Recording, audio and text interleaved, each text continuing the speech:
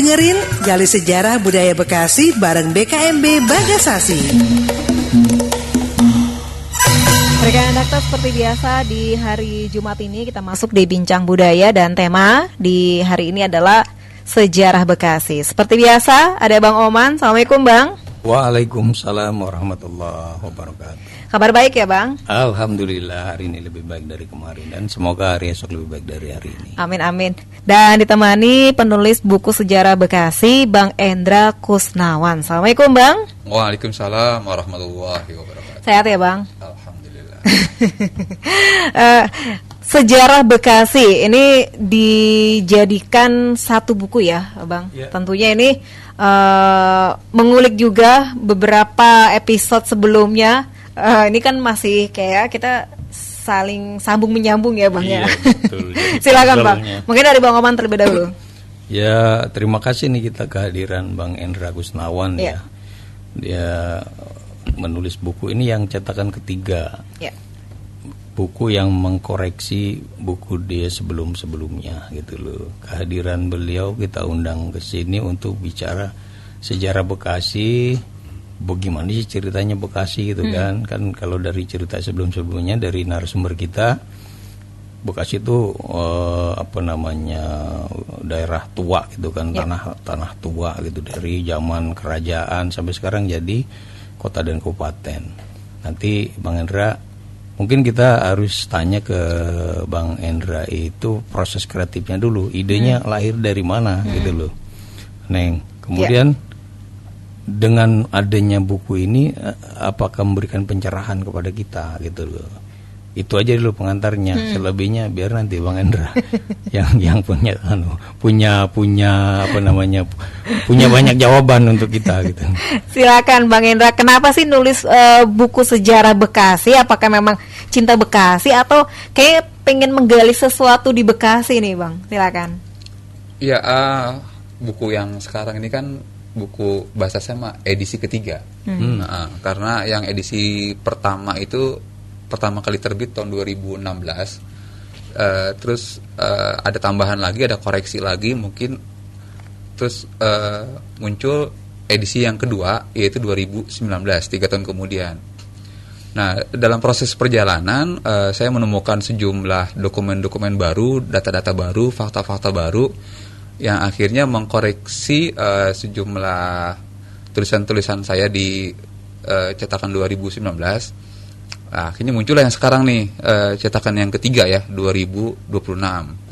Jadi perjalanan buku Sejarah Bekasi berarti udah 10 tahun ya. Hampir 10 tahun buku ini beredar. Nah, spirit dari buku ini hadir adalah jadi dia mengkoreksi ya, kira-kira gitu ya, mengkoreksi sejumlah hal-hal yang kurang tepat terkait dengan sejarah Bekasi gitu, baik yang ada di masyarakat maupun di literasi yang ada atau yang di media-media sosial dan media mainstream lainnya gitu kan. Karena cukup miris juga ya, karena banyak sekali cerita-cerita sejarah Bekasi itu yang ngaco gitu. Nah, saya mencoba meluruskan itu berdasarkan dokumen-dokumen yang saya temukan kayak gitu. Jadi saya tidak berani menyampaikan atau membantah suatu peristiwa yang sudah memang mengakar di masyarakat tanpa adanya dokumen-dokumen yang kuat.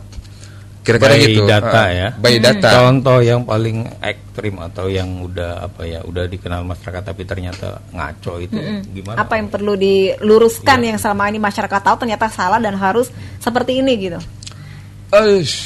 Banyak ya. Satu aja deh yang kira-kira nggak krusial banget gitu, satu. Misalnya kita nyebutnya kecapi, ada yang bilang sentul misalnya gitu. Oke. Contoh gini. Contoh saya sebut sejarah nama Bekasi dah. Orang Bekasi yang belajar tentang sejarah Bekasi atau mencoba mengerti tentang Bekasi, semuanya pasti tahu kata Bekasi itu berasal dari kata Candrabaga. Kan gitu. Saya ngobrol dengan seorang orang lagi ngambil magister lah terkait dengan linguistik, filologi kayak gitu tentang bahasa ya. Itu kata Candrabaga menjadi Bekasi itu aneh. Jauh ya? Jauh banget gitu. Jakarta dari Jakarta dekat. Ya. Kan gitu. Cirebon dari Caruban ya. dekat ya kan. Jogja dari Yogyakarta dekat ya kan. Semuanya itu pada deket-deket gitu loh. Kenapa dari Bekasi itu dari kata Candrabaga gitu kan, aneh gitu. Secara itu aja secara satu ya, itu tuh nggak masuk akal. Gimana cara membahasnya? Membahasnya gini, Candrabaga itu tertulis di Prasasti Tugu, ya. Di Prasasti Tugu yang dibuat oleh Raja Purnawarman dari Kerajaan Tarumanegara yang menempati Bekasi sebagai salah satu wilayahnya. Dikatakan bahwa cukup panjang sih, cuma apa saya singkat. Jadi gini, jadi kalau Candrabaga menjadi Bekasi itu menurut Purbacaraka, ya Purbacaraka, seorang profesor ya, yang sangat luar biasa. Dia mengartikan gini, Candrabaga menjadi Baga Candra, ya Baga Candra apa Candrabaga ya? Candrabaga menjadi Bagasasi. Candrabaga menjadi Bagasasi. Bagasasi menjadi Bekasi. Sasi Baga. Balik. Candrabaga menjadi Candra itu Sasi ya. Sasi Baga. Bulan. Sasi Baga menjadi Bagasasi. Bagasasi menjadi Bagasi. Bagasi menjadi Bakasi. Kurang lebih kayak gitu ya. Jadi ada urutannya gitu tuh. Candrabaga, Sasi Baga menjadi Bagasasi, Bagasasi menjadi Bagasi. Dari Candra menjadi Sasi aja kita bahas.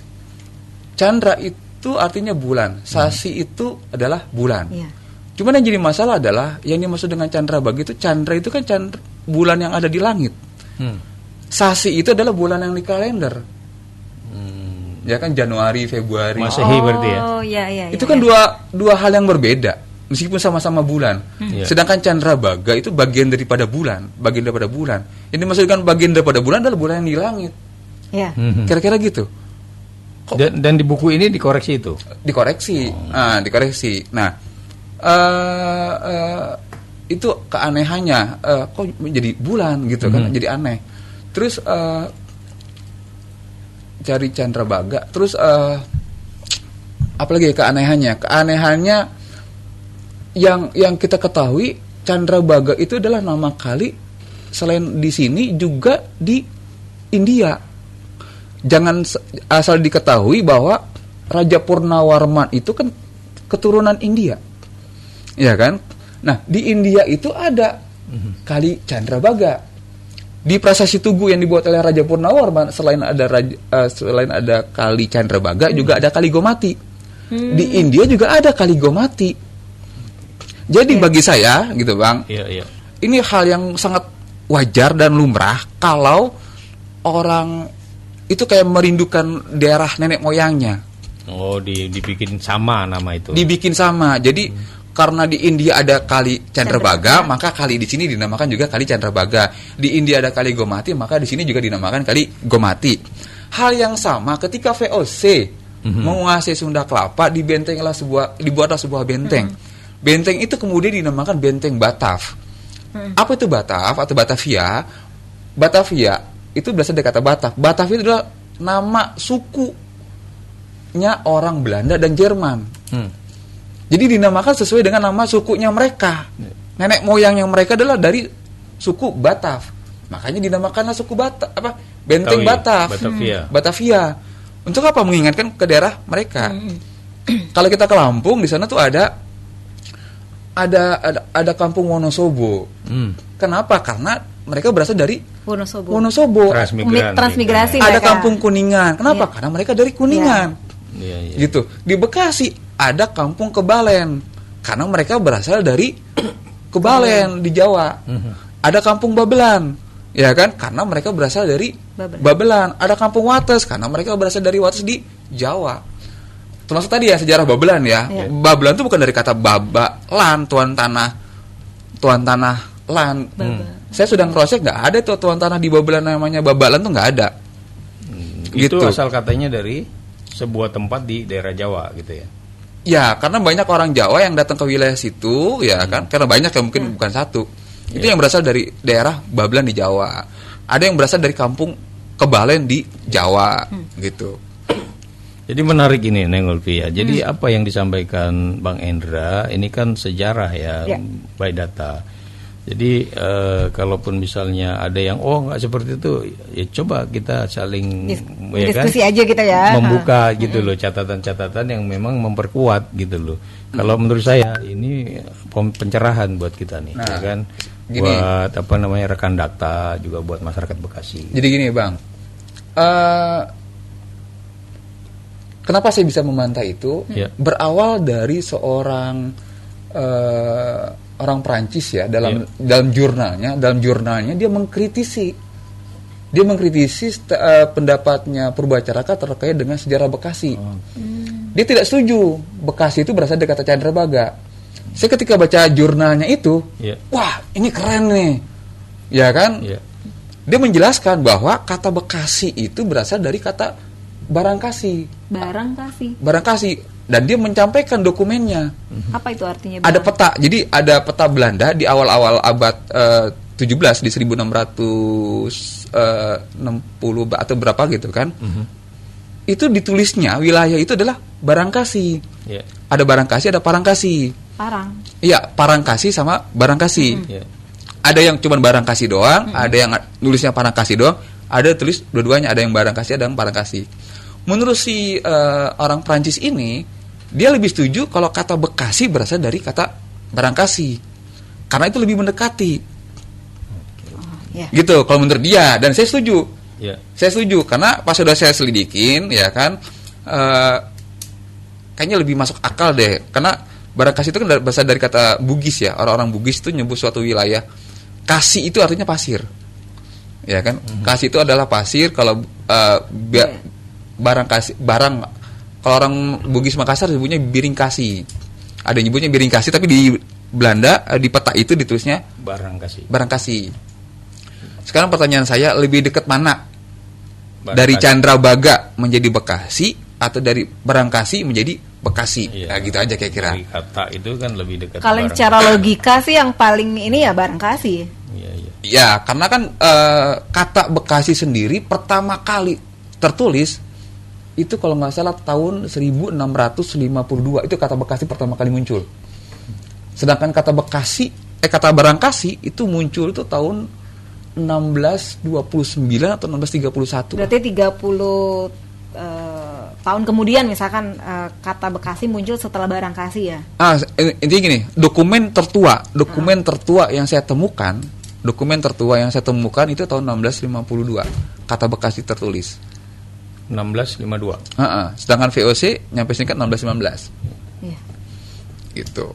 Jadi ada yang menarik di sini ya. Memang Neng Ulfi, bicara sejarah itu harus by data kan. Ya. Kadang-kadang juga memang harus diperkuat dengan lisan, dengan bukti-bukti otentik yang lain gitu. Bang Endra membuka pemahaman kita, tidak dari satu sumber aja. Bekasi itu menjadi menarik. Bayangkan dari Candrabaga ke Bekasi melewati fase waktu yang lama, tiba-tiba ada catatan sejarah yang muncul yang juga mempertegas bahwa Bekasi itu asal katanya dari Barangkasi gitu kan. Nah, ini menjadi kajian lagi nih. Ini menarik nih, bukan cuma satu buku nanti. Iya. Kita udah menemukan 2 buku yang berkaitan dengan sejarah Bekasi kan. Tapi kan kayak dua hal yang berbeda ya Bang ya. Iya, kontradiktif wajar lah. Iya. Ya, habis siang ada malam, ada hitam, ada putih gitu kan. Nanti di tengah-tengah aja. Saya sih yakin nanti ada kayak gerhana mungkin menyatunya matahari dan bulan. 2 pemikiran yang luar biasa. Gitu. Saya pikir gini, seperti daerah-daerah lain itu kayak di Kerawang, di Cirebon, di Bogor apa semuanya itu, saya pikir pemerintah ya kan harus membuatkan perda ya kan tentang kapan hari jadi Bekasi. Ya. Bukan hari Kabupaten Bekasi atau Kota Bekasi ya, tapi kapan hari jadi Bekasi. Yang kedua, Bekasi Raya ya.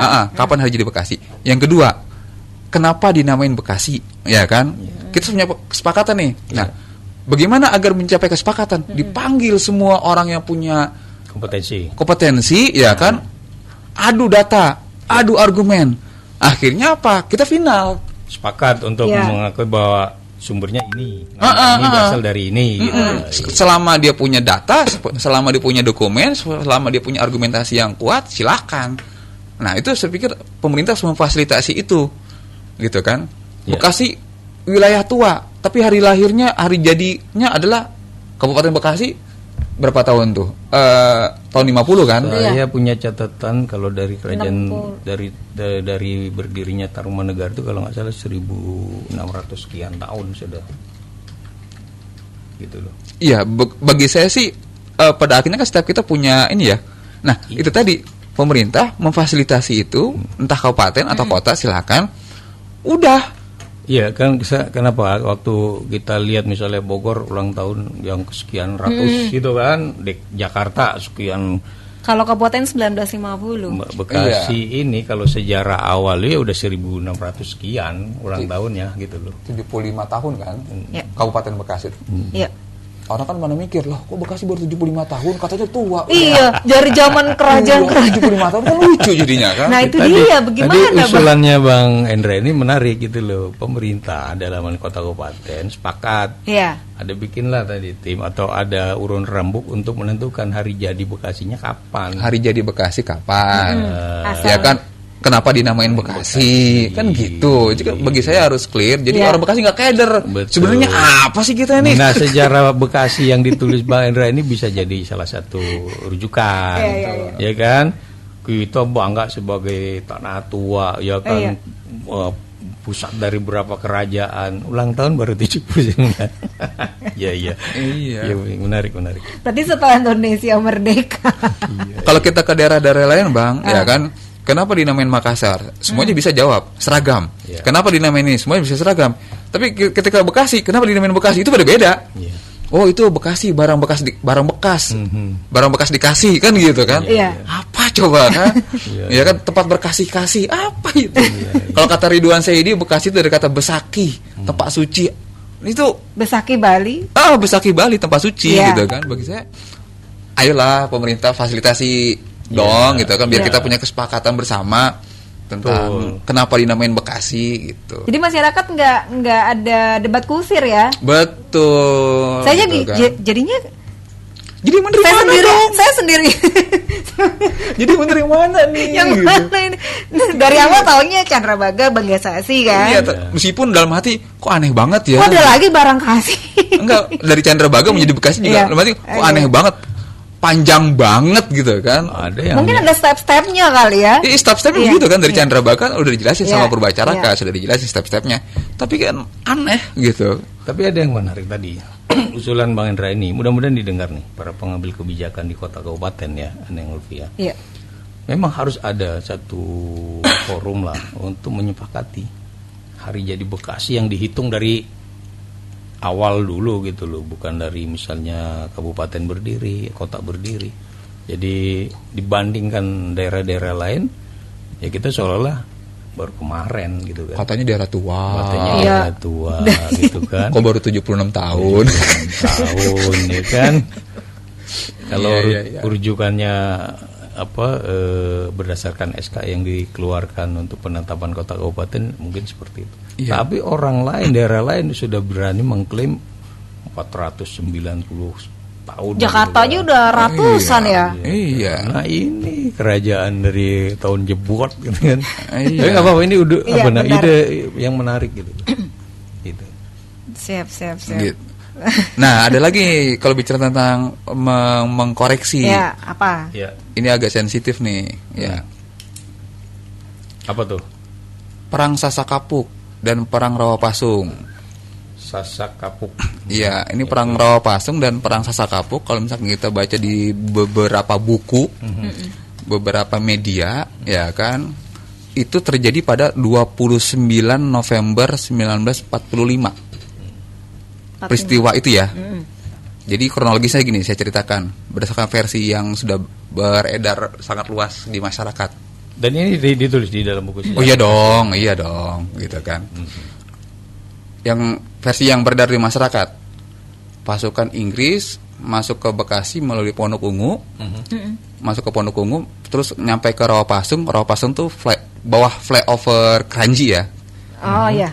Nyampe di Wallflower Kranji, dihadang oleh pasukan pejuang, dihadang oleh para pejuang. Di situ terjadi pertempuran yang kemudian dikenal namanya Perang Rawapasung. Ya, pasukan Inggris kalah, pasukan Inggris mundur di wilayah Ponokunggu. Ya, di wilayah Ponokunggu di daerah sekitar Lampu Merah, Aqua itu. Itu dihadang oleh pasukannya Jenderal Ali. Ya. Terjadilah peristiwa yang kemudian dikenal namanya pertempuran Sasakapuk. Pasukannya Jenderal Ali kalah, ya. Terus pasukan Inggris tetap mundur ke Jakarta. Nah, itu versi yang udah beredar ya. Ya. Pertanyaannya kalau menurut Inggris sendiri gimana? Dalam dokumen yang saya temukan, dalam dokumen Inggris mencatat, pihak Inggris mencatat bahwa tanggal 29 November itu tidak terjadi pertempuran. Dalam catatannya Inggris, dokumen Inggris yang saya dapatkan dalam laporannya mereka, artinya dalam laporan artinya ini A1 ya. Itu laporannya masih dalam bentuk ketikan gitu kan, emang intelijen. Hah? Dari intelijen itu. Iya, bukan laporan intelijen, laporan militer. Laporan militer, di situ dia menuliskan bahwa kami memasuki wilayah Bekasi. Ya kan? Minor mid opposition. Artinya sedikit doang ketemu sama pejuang sedikit, minor mid opposition. No casualties, artinya tidak ada korban jiwa. Ketemu sama pejuang, mungkin door to door, tapi nggak ada yang korban jiwa. Dan mereka dari Ponokunggu terus ke Kranji, terus masuk sampai ke alun-alun, sampai ke Polres. Yeah. Mereka sampai ke situ. Kalau yang tadi kan versi pertama cuma mentok sampai di Rawapasung aja. Rawapasung, Yeah. balik. Ini Yeah. enggak. Mereka ada tulisannya enter Bekasi. Enter Bekasi berarti kan memasuki Bekasi. Nah, di Bekasi arti yang dimaksud dengan Bekasi itu artinya alun-alun ya. Yeah. Yang dimaksud dengan Bekasi. Ketika di Bekasi mereka tidak menemukan sejumlah tentara mereka yang dibunuh. Tujuannya ke Bekasi itu untuk itu. Mencari. Karena mereka dapat informasi bahwa tentara Inggris itu dibunuh di wilayah situ. Ternyata ketika ke sana mereka tidak menemukan. Yeah. Mereka balik lagi. Di tanggal 29 November. Versi yang sudah beredar 29 November itu terjadi pertempuran Rawapasung dan Sasakapuk. Menurut laporan militer Inggris tanggal 29 November itu tidak terjadi pertempuran. Hanya mengecek aja. Dan bahkan mereka berhasil masuk ke Bekasi. Artinya tidak ada halangan, tidak ada pertempuran. Ya kan, tidak ada pembunuhan terjadi di situ. Pertanyaannya adalah saya bertemu dengan sejumlah pejuang maupun anaknya pejuang atau cucunya pejuang yang mengatakan, "Bang, perang Sasakapuk itu ada. Perang Rawapasung itu ada." Saya bilang, ya benar, kalau bicara tentang hadis mah itu hadis mutawatir karena semuanya menceritakan tentang perang Rawapasung dan perang Sasakapuk. Cuma pertanyaannya, kedua perang itu tidak terjadi pada tanggal 29 November. Itu tanggal berapa, Bang, kalau ada? Saya ngecek lagi, saya cari dokumen-dokumen Inggris, ketemu. Ya kan? Perang Sasakapuk itu terjadi pada sekitar 19 Februari 46. Setahun sebelumnya. Berapa bulan sebelumnya setelahnya? Sorry, itu perang Rawapasung, sorry. Iya. Itu perang Rawapasung. Rawapasung 19 Februari 46. Perang Sasakapuk 16 Juni 46. Oh, berapa bulan setelahnya ya? Setelahnya. Perang Sasakapuk 16 Juni 46. Perang Rawapasung 19 Februari 46. Jadi bukan di tanggal 29 November 45. Dan itu peristiwa itu, perang itu terjadi tidak di waktu yang sama. Di waktu yang berbeda. Februari, Maret, April, Mei, Juni. 4 bulan. Selisihnya. Jadi itu dua. Sekarang gini, ya mohon maaf.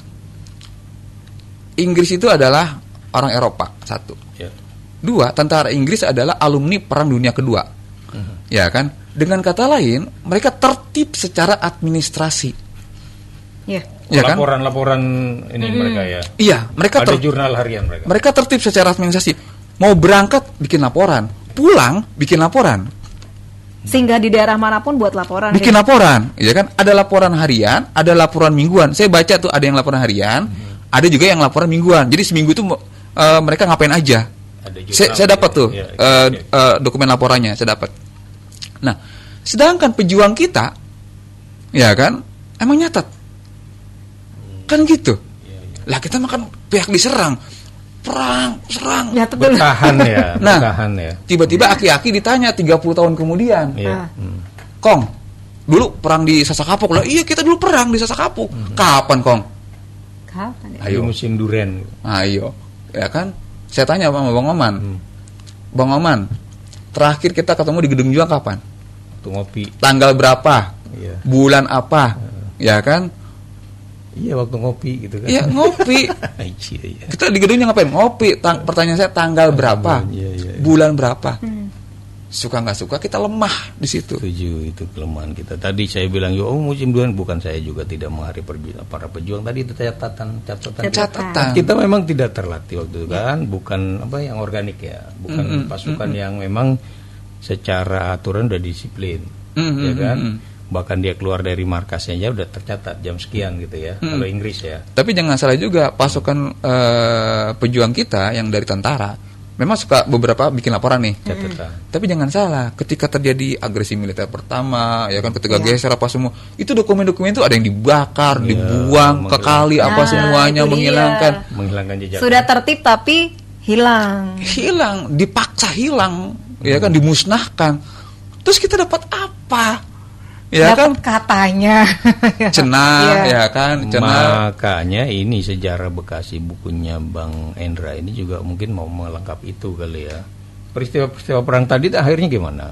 Kita kan masih anggaplah meyakini bahwa terjadinya perang di Sasakapuk itu tanggal 29 November 45. Iya. Ternyata catatan Inggris kan berbeda kan? Beda. Ya. Tapi perangnya memang terjadi. Bahwa Ada- perang terjadi. ada. Memang Iya, perang terjadi. Cuma beda tanggal.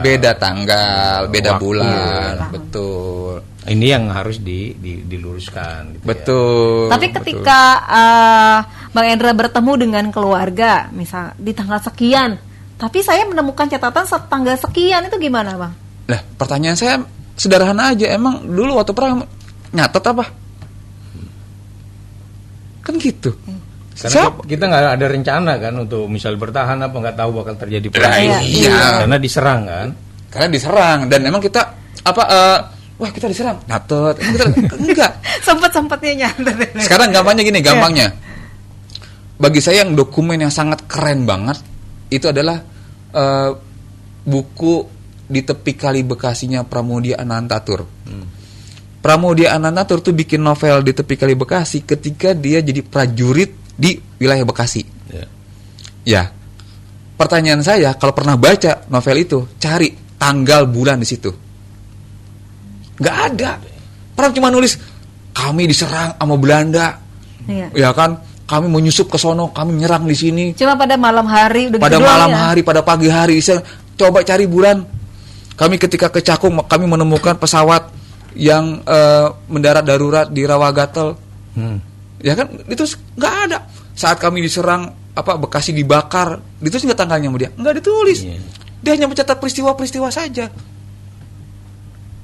Berdasarkan ingatannya, tapi nggak tahu itu Enggak, tanggal berapa. Dia ya? nulisnya pas saat itu, dia kan nulisnya kayak buku, sebenarnya kayak buku diari sih sebenarnya, kayak buku diari. Dia nulisnya itu pas lagi perang, di zaman perang, kan diterbitin tahun 47 kalau nggak cetakan pertama itu yang Di Tepi Keranji Kali- jatuh.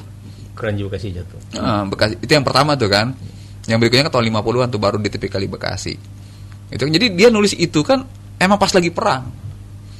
Pertanyaannya, saya ketika baca buku itu, ini peristiwa yang tanggal berapa ya? Iya. Gitu. Saya nyocokin juga ribet juga itu baca buku itu. Seandainya ya waktu itu misalnya ada tradisi kita tuh kan ada orang yang ngundang gitu kan, ada tuh yang si emak ya kan, nyak itu kan. Dia pasti ingat tuh waktu terjadi perang dia lagi ngundang tuh tanggal berapa. Hajatan si Anu tuh tanggal sekian bulan Bawaannya Roah, apa ya kan? aja. Ya kan? Ya sekarang gini Bang, bicara tentang Karena gitu memang tadi Iya. maksud saya kita data ya, mungkin ada tadi yang mencatat, begitu catatannya rapi untuk menghilangkan jejak akhirnya dikubur ya kan, Iya. dibakar. Iya. Tinggal memori yang terekam di sini kadang-kadang juga lupa kan gitu. Betul. Nah, Sekarang gini, Bang Oman nanya ke orang anak, "Mak, saya lahir kapan, Mak?" "Wah, lu mah dulu lahir waktu pohon itu tuh. Pohon itu masih ini. Pohon durian tuh di depan rumah. Lu waktu lahir itu pohon durian gua tanam." Iya, "Lah kapan, Mak?" Ya pokoknya pas durian itu lahir. Bareng hari-hari gitu. Makanya pada ngaco ya orang-orang dulu kan tanggalnya pada ngaco ya. Udah lu malah 1 Januari ya. Bareng hari-hari gitu kan. Kalau pohon durian masih ada bisa dipotong gitu, Nah. ditebang, dilihat tuh kan lingkar umurnya kan. Iya. Ada sekian tahun. Kalau kagak, "Mak, saya lahir kapan, Mak?" Ya kan, "Wah, lu lahir pada pokoknya lu lahir gua catat di belakang lemari." Gitu. Lemarinya mana? Lemarinya kemana? Gitu kan. atau pas bareng itu ada kapal nebak di sana, Iya. kapal gitu ya. "Mak, Iya, saya iya. lahir kapan, Mak?" "Lu mah lahir waktu pas banjir." Lah kan. Ini mah. Jadi ya itu Iya, suka tidak iya, suka iya, ya. Kita iya. memang lemah di dokumentasi Artinya tentang memang, pengarsipan. ya koreksi itu, makanya kita di buku sejarah Bekasinya Bang Indra ini, Neng Ulfi ya, mudah-mudahan menambah pemahaman wawasan kita tentang sejarah Bekasi gitu. Kita selama ini kan memang Bekasi ini tanah tua, mulai dari kerajaan ini catatannya kan. Ketika tadi kita off air aja kan ngobrol ada 10 abad yang hilang gitu kan. Dan itu asik untuk diomong, dibincangin lagi kan. Benar. Baik. Tapi prosesnya Bang hingga di 2016 ya. Sejak 2016. Sejak 2016 tuh berapa lama Bang? Kan perlu riset gitu. Ngumpulin Kalau datanya. startnya sih nulis tuh 2012 ya. Start nulisnya. Terus ketika buku itu terbit 2016, itu saya nggak berhenti. Tetap cari nulis. Makanya terbitlah cetakan kedua 2019. Itu menyempurnakan yang cetakan pertama. Ketika 2019 yang cetakan kedua itu terbit, saya tetap masih mencari data lagi. Makanya lahirlah cetakan yang ketiga. Jadi memang riset nulis itu nggak berhenti dan nggak stuck gitu kan. Karena kan prinsipnya dunia penulisan sejarah itu adalah dinamis. Selama nemu dokumen baru yang sangat bisa dipertanggungjawabkan, logis dan semuanya ya kita ganti gitu aja. Tadi kan ada perbedaan tadi yang perang itu juga karena ini sehingga diambillah data ini gitu Bang.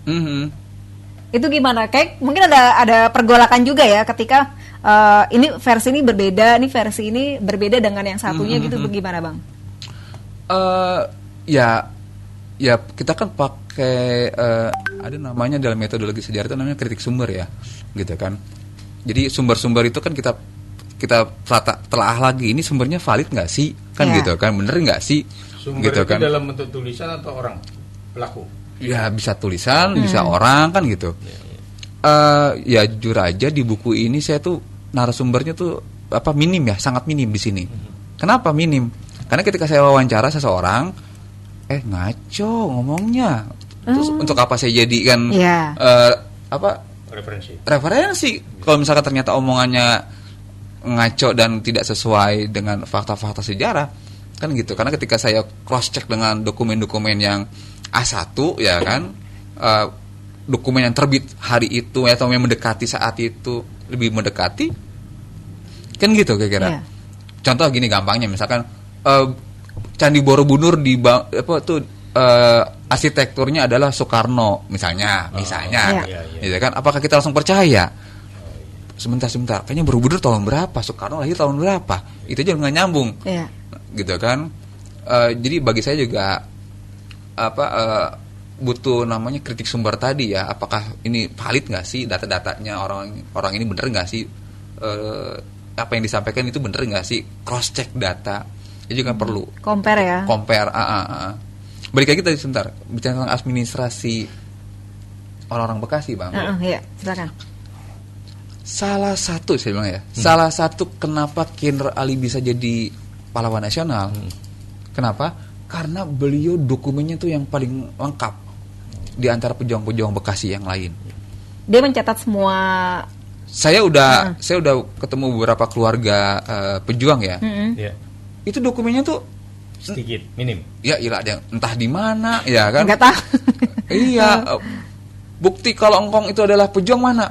Udah tahu kemana dokumennya. Iya. Ya, tadi, pokoknya pernah dulu berperang gitu ya. Pokoknya engkong gua dulu mau perang. Ya mana dokumennya? Tadi, mana untuk buktinya? menghindari kadang berkas yang penting itu dokumen-dokumen penting itu ada yang sengaja dihilangkan, ada Betul. yang dulu. Ternyata memang ketika dicek lagi memang benar ada yang sengaja dihilangkan gitu kan, ada yang sengaja dibakar, ada yang dibuang gitu. Karena mereka semuanya sebenarnya pegang dokumen-dokumen itu karena ketika tahun 59 pemerintah melakukan verifikasi, ya kan, verifikasi pertama terhadap veteran-veteran pejuang kita, ya kan, mereka mengirimkan dokumen-dokumen apa semuanya gitu kan. Pertanyaannya mana verifikasinya, datanya? Iya, siapa aja veteran ya ini? Pertanyaan dokumen itu mana? Pejuang-pejuang dulu veteran-veteran Bekasi disuruh ngumpulin, itu bukan hanya di Bekasi, seluruh Indonesia diminta, termasuk Bekasi. Kerennya Diminta tapi udah begitu aja nggak ada. Udah dikasih Ya, kan? gini ya, Terus yang- pertanyaan kemana itu dokumennya? yang saya menangkap dari obrolan beberapa anak tokoh pejuang atau perjuang itu sendiri waktu itu ya, jauh sebelum seperti sekarang, ya udah gue berjuang udah aja selesai, Indonesia udah merdeka, udah balik lagi sebagai Nah, iya, itu yang begitu kadang-kadang ya. Betul. karena keikhlasan mereka berjuang untuk Ikhlasnya sangat bangsa luar biasa, ini, ikhlasnya sangat luar biasa. tidak ada nanti Betul. gue jadi apa segala macam. Betul. Bahwa kita punya tokoh pejuang yang kita kenal sebagai pahlawan nasional, karena beliau memang yang di depan orang Iya. tahu, selalu disebut namanya. Yang Betul. lain udah hilang gitu aja, udah berjuang demi bangsa negara, apa yang sudah dikorbankan nggak usah dihitung-hitung lagi lah. Itu banyak terjadi gitu loh. Iya, Kan, Bang Rizky, betul. betul kan? Betul. Ngapain juga katanya udah berjuang ngajuin ini nih data, waduh. Nyoh dengerin Gali Sejarah Budaya Bekasi bareng BKMB Bagasasi. Rekan-rekan kami lanjutkan kembali bincang budaya sejarah Bekasi. Mungkin sudah sekilas dijelaskan, oh ternyata begini ya, tapi ternyata begini ya. Mungkin bagi orang-orang yang lebih paham lagi, dia mungkin akan cari tahu lagi ya. Iya. Bener nggak sih yang apa yang dibilang Bang Endra gitu kan ya di buku ini? Mudah-mudahan sih setelah membaca mereka-mereka yang paham juga langsung kekepoannya itu langsung mencari ya, nggak hanya sekedar oh ternyata Bang Endra bener ya, nggak gitu ya Bang ya? Nggak. Saya potong dulu. Saya sih setuju, banyak yang nggak setuju sama Bang Endra. Jadi kita diperkaya hasanah. Betul. Iya, bener. Jadi dinamis itu. Iya, biasa pro kontra ya. Besok muncul lagi buku Betul. tentang koreksi pemikirannya Bang Endra. gitu kan, ya kan. Seru kan? Jadi terus kita jadi huru hara wacana pemikiran sampai akhirnya ketemu juga tadi Betul. yang idenya dia. Udahlah kita berembuk, ada satu Ya. forum menentukan tanggal berapa sih katanya Bekasi ini ada gitu lahir kan. Tapi kan tidak bermaksud untuk membuat sesuatu yang berbeda kan ya Bang ya? Iya. Meluruskan sejarah bahwa seperti ini gitu ya Bang ya? Ntar Pak, misalnya nih kan saya bikin buku judulnya meluruskan sejarah Bekasi kan gitu. Iya. Nanti ada orang lagi bikin buku ya kan meluruskan bukunya meluruskan. Kalau saya sih cuma Meluruskan Bang Endra. ya, saya bikin nanti kan urut pemikiran Bung Endra gitu. Bukan dilurusin lagi ya, diurut aja gitu. Ini menarik gitu. Iya. Kita makin makin membuka pemikiran pemahaman kita gitu. Iya. Satu buku ini ditambah bukunya Mas Bud ya, Murdo. Ini saling melengkapi, seolah-olah ada kontradiktif juga kan, ada sejarah versi begini gitu. Ternyata Bekasi itu kaya gitu ya. Jadi sumber kajian. Makanya banyak seniman Indonesia dalam hal ini termasuk tadi dunia terinspirasi dari Bekasi. Ya. Buku udah banyak buku. Salah satu buku sejarah Bekasi. Di tepi kali Bekasi, Kanji Bekasi jatuh, Melati di tapal batas Bekasi, api membara di front Bekasi, ya kan? Banyak sekali judul Bekasi yang memberikan inspirasi. Dan itu penyair atau penulis hebat. Bung Endra juga sama, penulis hebat gitu kan. Tinggal nanti berharap ada sejarawan yang dari mana itu, dari Brazil misalnya mengkoreksi sejarah Bekasi versi Bung Endra. Ada kan? Dulu. Iya.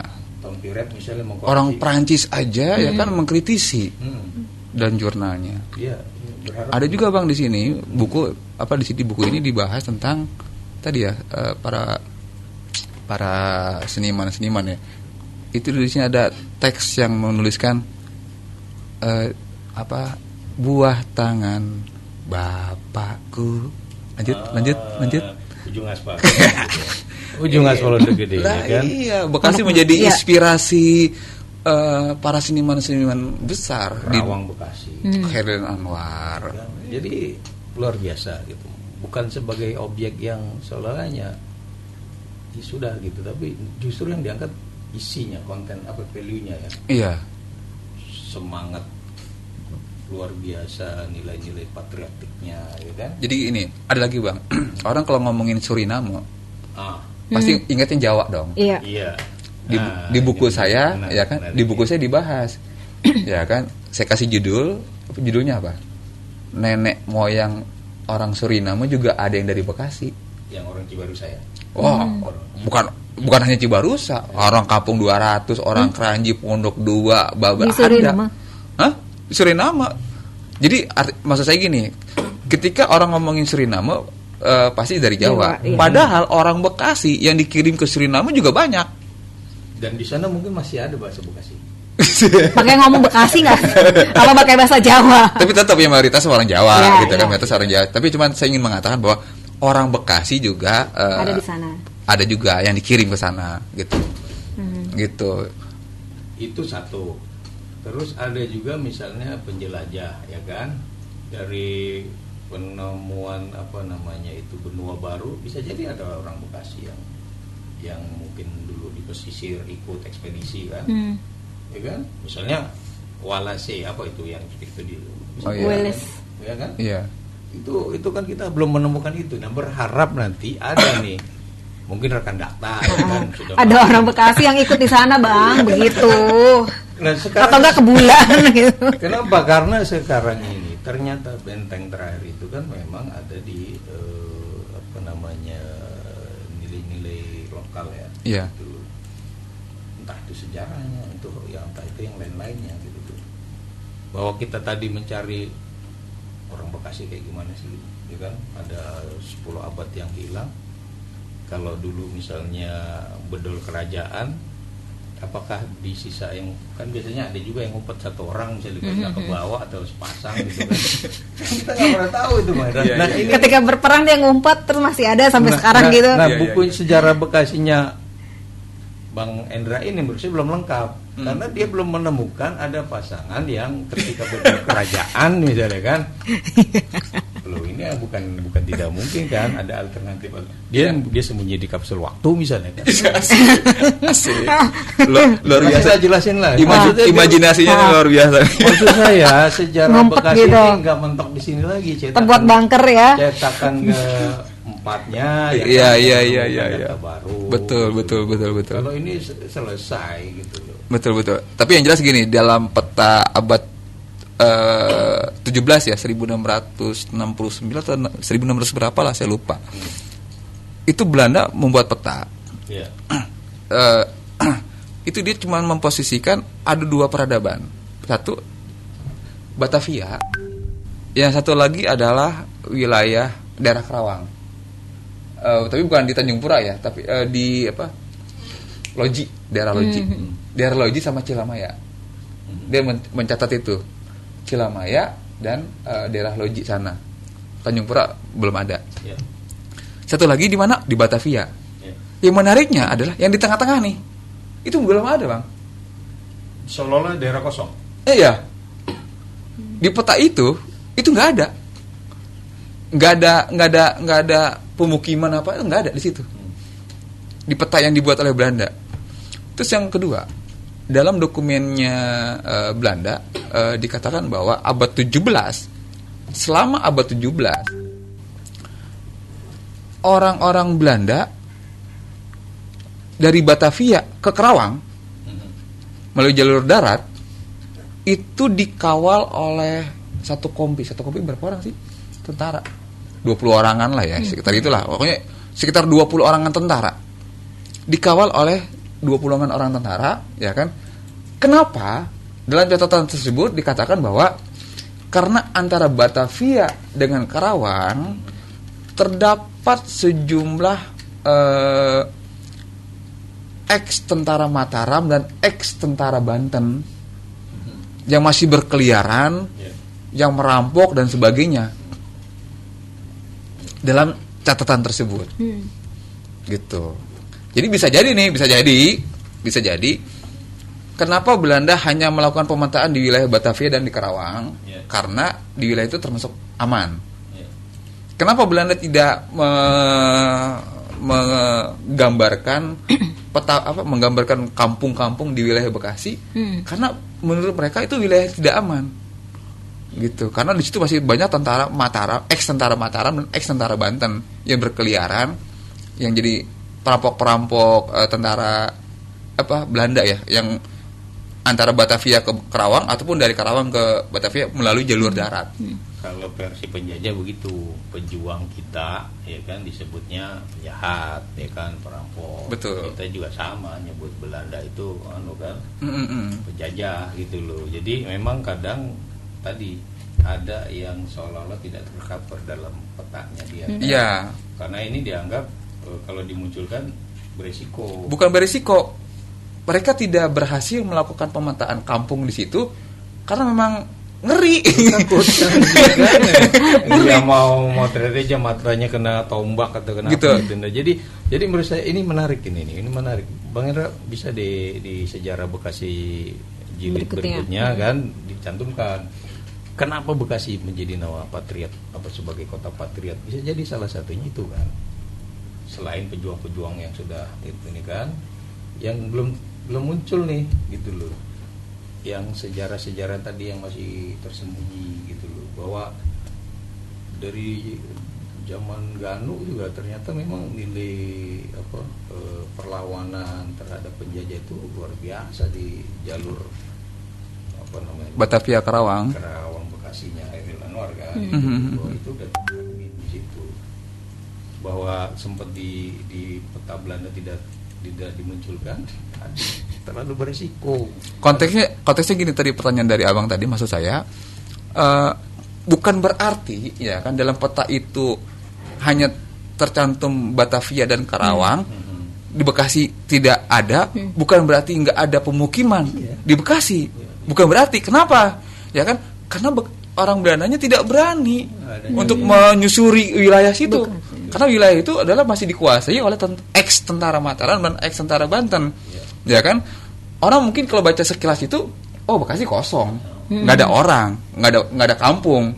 Bukannya nggak ada kampung, nggak ada orang, ya kan. Karena Belandanya tidak berhasil melakukan riset lebih dalam untuk wilayah situ, pendataan. Ya dia kan mungkin khawatir seperti yang terjadi di Vietnam, dia jalan di atas kalau nggak ada orang di bawahnya Vietcong gitu kan.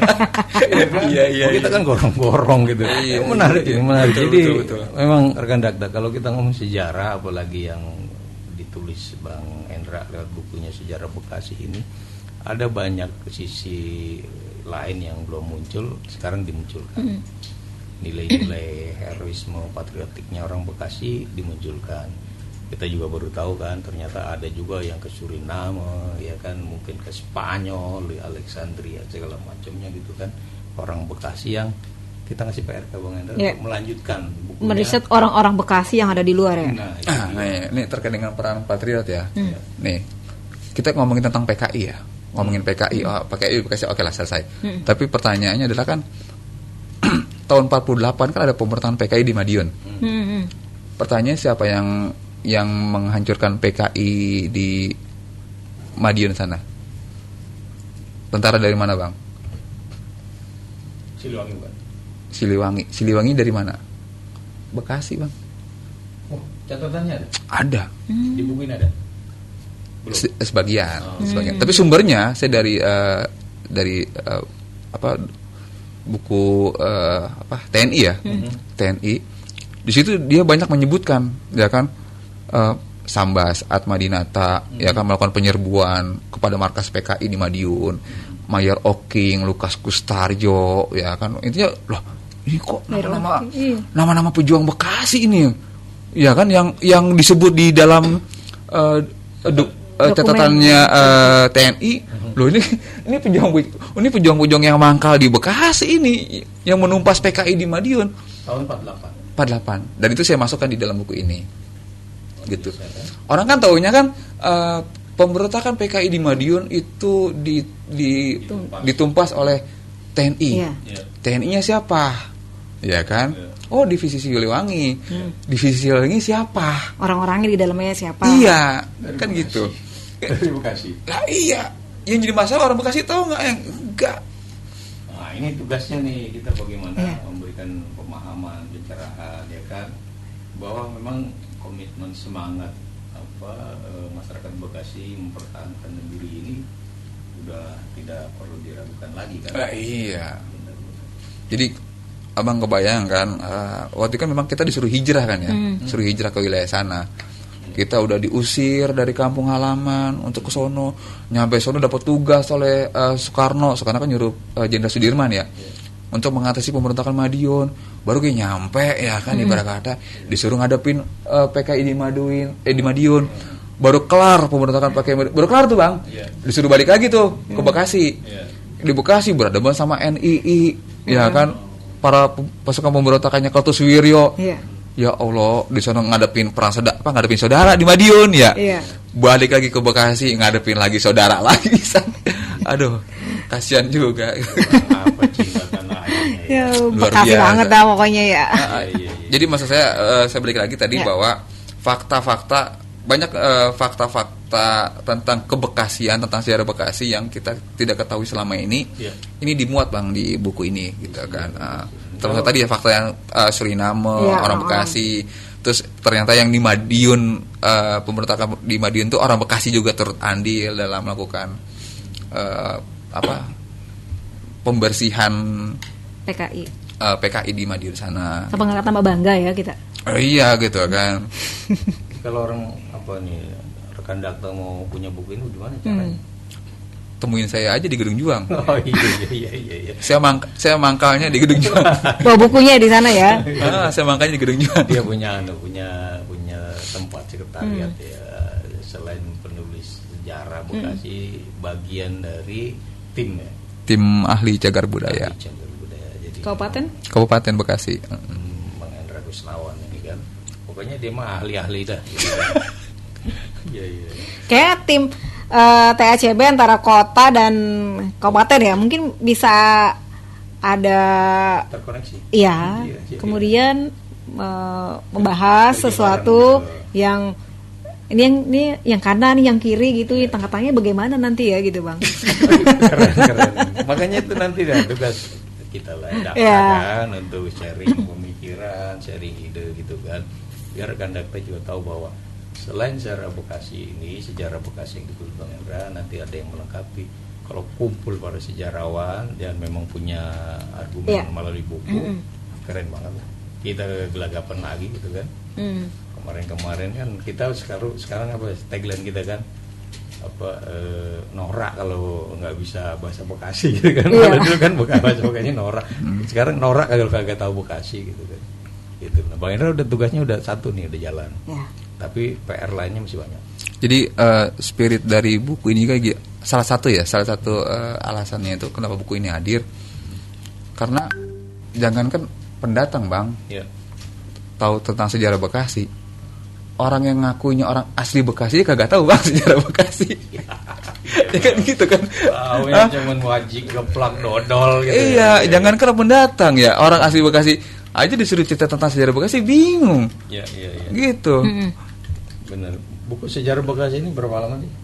600 halaman. Kalau 600 halaman. Dibaca itu intens, satu hari 10 halaman. Berarti Oh iya, jadi gini. tekniknya gimana? Cara membacanya. Jadi karakter dari buku saya ini, satu, saya sedikit paham tentang karakter orang Indonesia, malas baca. Yang kedua, ya kan, malas baca tentang sejarah. Ya kan, satu malas baca, yang kedua tentang sejarah, udah malas banget dah kan gitu. Yeah. Yang ketiga, tulisannya kecil-kecil, rapat-rapat, kagak ada gambar. Ya. Keempat, bacanya yang ada gambarnya doang, gitu. Jadi yang bikin tebal buku ini bang, itu hampir tiap halaman ada gambarnya, gitu. Foto-foto. Ya, itu untuk memperkuat pernyataan-pernyataan tersebut ya. Sebenarnya untuk memperkuat pernyataan, tapi dalam konteks biar bacanya betah, orang ketika buka sehalaman ada tulisan dilewat kan, buka selama lagi ada gambar berhenti, ya kan? Gitu. Kan ada keterangan kan di bawah foto kan, ada yang baca. Dibuka lagi halaman berikutnya lagi, ada gambar lagi, berhenti lagi. Itu nggak sadar bang, tuh buka selembar ada gambarnya berhenti, ada gambarnya berhenti, itu nggak sengaja tiba-tiba udah habis aja. Dan ada teman yang udah mempraktekkan itu nggak nyampe sejam, dan itu nggak, gila udah habis nih baca, karena dia berhenti pas di bagian gambarnya doang. Jadi gitu. secara nggak langsung itu juga membuat orang mudah memahami kan, gambar visualnya kan, selain dari kata-katanya. Betul. Kan? Untung aja nggak ditambahin puisinya juga kan. Jadi 900 halaman kan kalau ada puisi kan gitu kan. Kan kalau buku sejarah kan biasanya udah kecil-kecil, padat, gambarnya kagak ada. Tambah ngantuk. Ini ada satu tadi saya baca resensinya bahwa ada keanekaragaman budaya di Bekasi. Ini maksudnya gimana nih, Bang Andra? Keanekaragaman budaya di Bekasi kalau yang ditulis di buku ini. Iya, nama saya bukan Agah ya. Jadi Endra. Jadi yang jelas gini bang, kalau bahasa saya itu ada namanya budaya ibu. Budaya ibu di Bekasi itu cuma 2, Betawi dan Sunda, gitu. Budaya ibu ya. Nah dari budaya ibu ini kemudian dipengaruhi oleh budaya-budaya yang lain. Jadi budaya-budaya yang lain yang datang ini hanya sekedar mempengaruhi dari budaya ibu tadi. Budaya ibu itu apa? Betawi dan Sunda. Siapa budaya-budaya yang mempengaruhi? Budaya Cirebonan, budaya dari Jawa, dari Cina, dari Bali, dari Bugis, dari Ambon, dari Melayu, dari Sumatera maksudnya ya. Dari Sumatera, gitu kan, dari Sunda Priangan, Sunda Banten. Itu semuanya pada akhirnya mempengaruhi. Hanya mempengaruhi ya, gitu. Tetap, jadi kalau dibilang Bekasi itu budayanya tuh aneka ragam banyak, ya kalau begitu sama dong Jakarta juga, ya kan? Tapi kalau ngomongin Jakarta pasti Betawi dong, gitu. Sama kayak Bekasi. Bekasi bukannya berarti beragam suku terus tiba-tiba menjadi nggak jelas, salah. Bekasi itu jelas, Betawi dan Sunda. Selesai, gitu. Belanda pun ketika melakukan pembagian wilayah itu berdasarkan etnis bang, gitu kan. Wilayah ke utara itu Betawi, masuknya ke Batavia. Wilayah ke selatan masuknya tuh ke Cibarusa. Cibarusa itu bagian daripada distrik Butunzok, Bogor. Jadi wilayah Sunda kayak wilayah Setu, Jatisampurna, Bantar Gebang itu masuknya wilayah Sunda. Butunzok masuknya wilayah Butunzok, gitu. Sedangkan wilayah sini masuknya ke Batavia, yaitu Betawi, karena Belanda memahami ini wilayah 2 etnis yang berbeda, gitu. Jadi utara selatan. Kalau kerajaan tadi kita yang satu Sunda, satu Galuh. Iya. Jadi bisa juga ya Betawi Sunda bahasanya kan, gitu kan, bukan namanya kan. Ini agak beda konteks karena beda zaman, beda tahun lah, gitu kan. Jangan-jangan Belanda ngintip apa sejarah sebelumnya gitu. Kan suka nyontek-nyontek aja kan gitu. Enggak lah. Jadi balik lagi bahwa memang budaya ibu ya, saya bilang budaya ibu Bekasi itu cuma 2 bang, Betawi dan Sunda. Nah menariknya adalah Betawi itu ada rasa di Bekasi ya. Jadi Betawi Bekasi dengan Betawi Jakarta itu berbeda. Ya.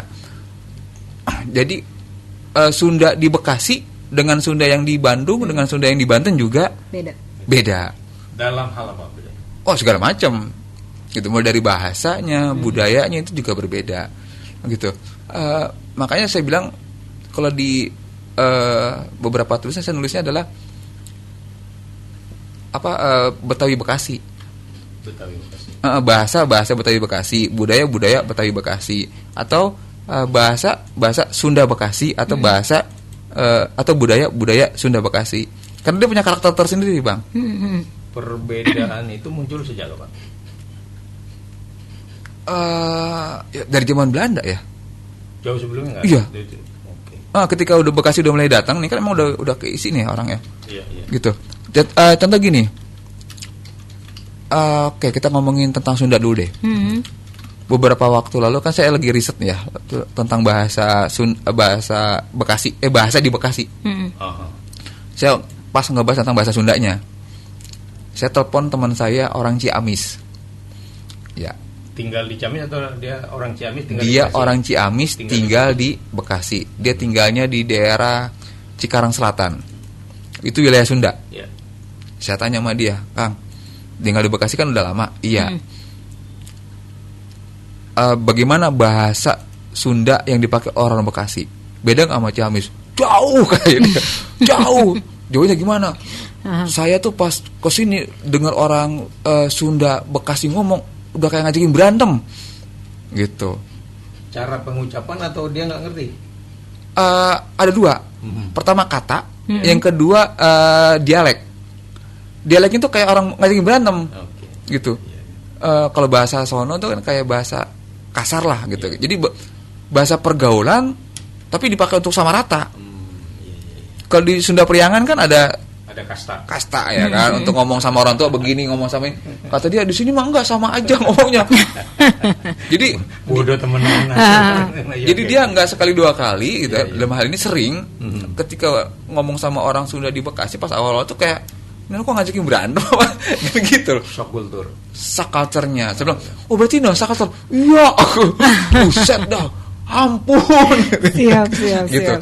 Nah, dampaknya adalah ketika dia pulang kampung ke Ciamis, ke bawah diomelin dia di ke bawah dialek Sunda di Bekasinya. Makanya dia bilang, saya sebelum ngomong ke orang tua di sana, saya udah bilang, saya minta maaf ya, udah minta maaf duluan. Ngeri-ngeri keceplosan gitu kan. Iya. Oke, itu Sunda aja. Jadi Sunda di Bekasi itu berbeda dengan Sunda yang di Priangan maupun yang di Sunda Banten juga. Kalau Sunda dengan Banten itu sama-sama satu rumput. Satu strata. Tidak ada unggah-ungguhnya. Nggak ada level-levelannya. Sunda Bekasi dengan Sunda Banten sama. Sama. Tapi bicara tentang dialek itu berbeda. Kenapa? Karena Sunda di Banten, Sunda di Bekasi ada unsur campuran dari Betawinya, ada unsuran dari Cirebonannya, gitu. Makanya ketika kata dia gini, Sunda di Cikarang itu bang, Cikarang Selatan, Pusat dan sebagainya itu kalau bahasa kata dia nih, kata dia itu bahasa Sunda kayak dialeknya Betawi tapi bahasa Sunda. Ngerti nggak? Jadi dialeknya saya kurang paham juga ya. Pokoknya dialeknya Betawi nih dialeknya. Tapi bahasanya bahasa Sunda, cuma beda bahasa doang. Padahal kan Sunda Bekasi. Itu disebut Sunda Bekasi. Kalau misalnya daerah Sunda Bandung atau apa, Badeka mana? Ada nada-nada, ada nada. Badeka mana? Itu. Kalau di sini kan sebenarnya itu dialeknya dialek Betawi tapi pakai bahasa Sunda gitu doang. Pengucapannya. Itu yang Badeka mana? Oh itu Badeka mana? Kayak istilahnya kayak itu kan lebih halus ya. Badeka mana itu kan lebih halus ya. Mungkin nih. Badeka mana? Gitu kan. Mungkin ya saya kurang paham juga. Tapi kalau bahasa dia adalah bahasa Sunda di Bekasi adalah dialek yang dipakai adalah dialek Betawi tapi bahasanya bahasa Sunda gitu. Itu yang di selatan. Sunda. Utara. Nah, yang di Betawi sama. Nah, apa bedanya Betawi di Bekasi dengan Betawi yang di Jakarta? Tadi ada campuran dari Sundanya, ada campuran dari Cirebonnya, ya kan? Saya ketika ngisi training di daerah Jakarta, ketika saya pakai logat Bekasi, ya kan, mereka langsung nebak, Pak, orang Bekasi ya? Langsung ketahuan. Iya. Gitu langsung ketahuan. Dari pemilihan katanya aja udah ketahuan. Karena mix atau campuran kita dengan campuran yang di Jakarta itu berbeda. Campuran di kita itu unsur Sunda dan unsur Cirebonannya itu cukup tinggi. Gitu Betawi ya, Betawi itu unsur Sunda. Dan unsur Cirebonannya itu cukup tinggi. Itu disebut karakter bisa? Saya kurang paham karena saya bukan ahli bahasa ya. Jadi ketika kita bicara pakai bahasa Bekasi orang langsung Bekasi ya. Itu kan jadi identitas. Dialek. Jadi ketahuan kan. Baik. Termasuk budaya juga ya. Baik. Bang kayaknya diterusin nggak habis-habis bang. Sampai besok kayaknya. Lo katanya sampai subuh gimana sih? Ini kan baru dari buku yang revisi dari 2012 ke 2026 ya, Sejarah Bekasi. Kita belum mulai tuntas itu, ternyata mengasihkannya. Siap. Jadi biarlah kita tunggu lagi nanti. Tapi ini selesai dulu supaya nanti banyak peminat teman-teman yang pengen tahu sejarah Bekasi. Siap. Temu aja Bang Hendra gitu kan. Oke, langsung aja ke Gedung Juang ya. Gedung Juang di sekretariatnya dia di TCB. Ya. Cagar Budaya. Siap. Baik. Terima kasih Bang Oman, Bang Hendra sudah hadir di Dakta. Sukses untuk kita semuanya. Assalamualaikum warahmatullahi wabarakatuh. Waalaikumsalam warahmatullahi wabarakatuh.